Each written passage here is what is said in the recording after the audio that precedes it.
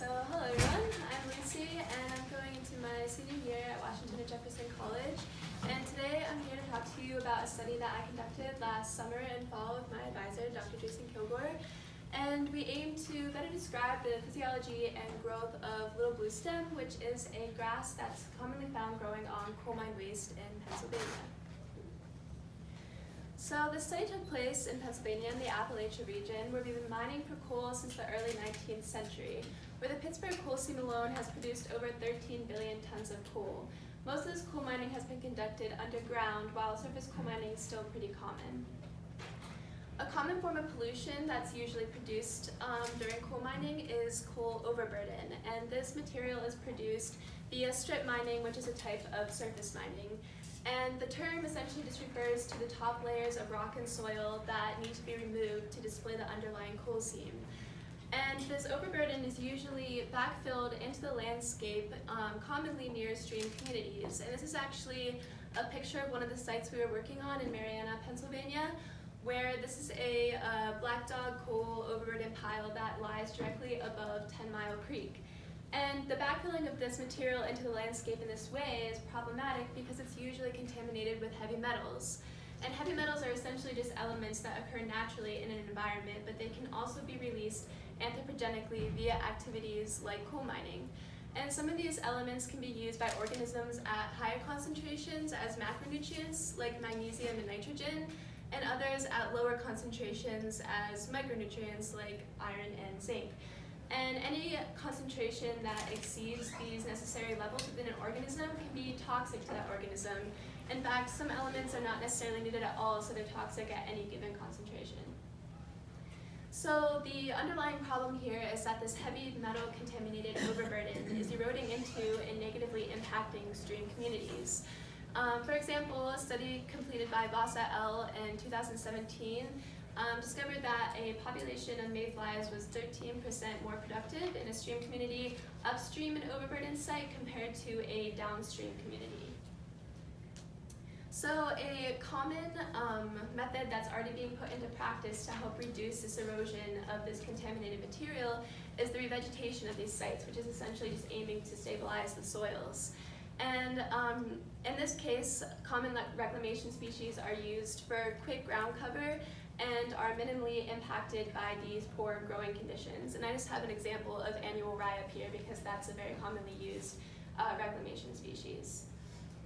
And so vegetation is usually very complicated because not only are these sites contaminated with heavy metals, but they also are depleted in nutrients and beneficial microbial communities. Thus, it's very important to understand the vegetative ecology of these plants that are already growing on these sites and that are already being used for reclamation so that we can better inform reclamation practices, making them more time and cost efficient. So the major objective of the study was to better understand the growth and physiology of little bluestem to determine whether it would be a good reclamation species that could help control the erosion of these sites. So I had 3 study sites, the first being a Black Dog site, and Black Dog just refers to coal mine material that is just the raw overburden, the soil that's removed essentially to reveal the coal seam. A Red Dog site, which is essentially the Black Dog material that's been fired and oxidized, that's giving off a reddish hue, and a reclaimed site. So the first thing that I did was collect soil samples from each of these 3 sites and send it in to the University of Pennsylvania and to conduct analyses on heavy metal and nutrient concentrations. And this is just to give you an idea of what these soils look like, where we found the Red Dog site had the highest levels of cadmium, nickel, and zinc, and the Black Dog had the highest levels of lead. The pH was pretty consistent across all 3 sites. However, the waste sites were slightly more acidic, which is a common characteristic of coal mine waste. The magnesium levels were a lot higher in the waste sites than the reclaimed site, but this is probably just due to the addition of lime during the reclamation process on the reclaimed site, which is usually highly concentrated with magnesium and calcium. And the phosphorus levels were actually lower on the reclaimed site compared to the waste sites. So on each of these 3 sites, I marked 100 little bluestem plants with pre-labeled pin flags, and from these randomly selected 25 plants per site. And at the beginning and end of the plant's growing season, I collected data on chlorophyll content, height of the vegetative portion of the plant, and then height of the flowering stalk.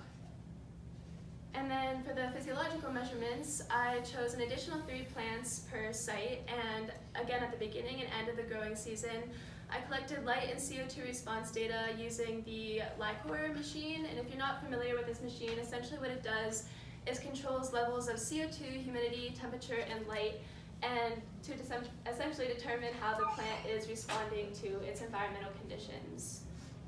And this is just a preview of the conclusion, so you can more easily follow the results section of this talk. But essentially what we found is that little bluestem's growth and physiological responses seem to be due more to the time of growing season rather than the differences between sites. And from this, we determined that little bluestem could be a good reclamation species to help stabilize the soil, since it's not being significantly impacted by these waste sites. So going to the results themselves, you can see here that the height of the vegetative stock really did not differ across sites from the beginning to the end of the growing season. However, you can see a common trend amongst all of them, where the height of the vegetative stock was taller at the beginning of the growing season compared to the end.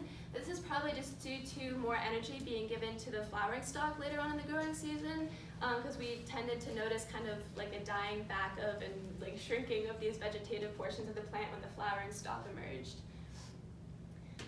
Likewise, the chlorophyll content within the plants, there was no significant differences across sites here, but again you see a seasonal relationship where the chlorophyll content of the plants on the waste sites decreased from the beginning to the end of the growing season, where it increased on the reclaimed site. And this may or may not be due to a higher accumulation of heavy metals later on in the growing season, but of course, like, more studies need to be done to actually detect that relationship.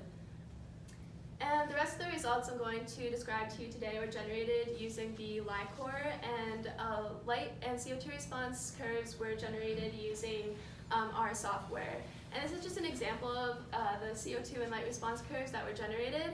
So on your left, you can see the light response curve, which essentially just graphs the net photosynthetic rate against different levels of light, where it generates parameters like dark respiration, the light compensation point, and I'll explain the rest as I go on. And the CO2 curve essentially is, again, doing the net photosynthetic rate against the intracellular rates, or CO2 concentrations.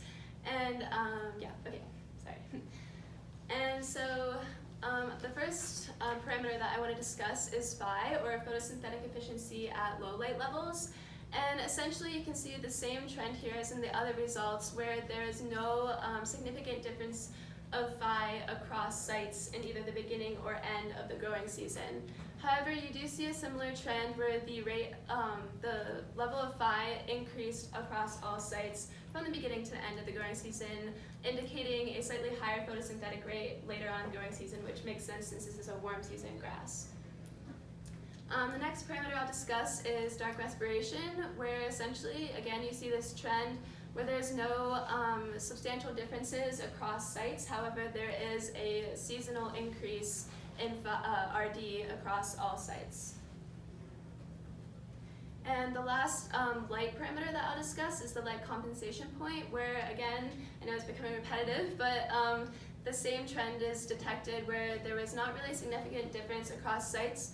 There was the reclaimed site did have a slightly higher light compensation point earlier on in the growing season, but by the end there was, again, no significant difference. So this might just indicate maybe a slower photosynthetic maturation in some ways, but this difference isn't very substantial. And then the one result that I'm going to discuss of the CO2 curve is VC max, which is actually just the maximum point on this black curve right here, which is just the maximum rate of PEP carboxylation. And again, you see this trend where we did not find any significant differences across sites at the beginning or end of the growing season, but there was an increase, at least in the waste sites, from the beginning to the end, again suggesting a higher photosynthetic efficiency at later on in the growing season. So again, just to reiterate the conclusions, is that little bluestem's growth and physiological responses were definitely due more to seasonal differences rather than differences across site. And so we kind of just drew the conclusion that little bluestem could be a good reclamation species since it's not significantly impacted by these negative growing conditions. And I just put this in here too, that this does provide good roosting and nesting habitat for certain mammals and birds, so that's also a positive thing. And what we're going into next is we actually established this experimental plot on one of the coal mine waste sites, where we're seeing what combination of commonly used reclamation plants and soil amendments will produce the most positive growth output to, okay. I'm just gonna close that, okay. To just see which combination of these produces the most positive growth output, yes, sorry. And on these plants, we are already conducting growth and physiological measurements and biomass analyses and also soil stabilization analyses. And I'd just like to acknowledge the biology and chemistry departments of Washington and Jefferson for funding this project, and to Pristine Resources in West Bethlehem Township for providing this land to work on, and my advisor, Dr. Jason Kilgore, along with all of the other people on this list who contributed. And yeah, thank you.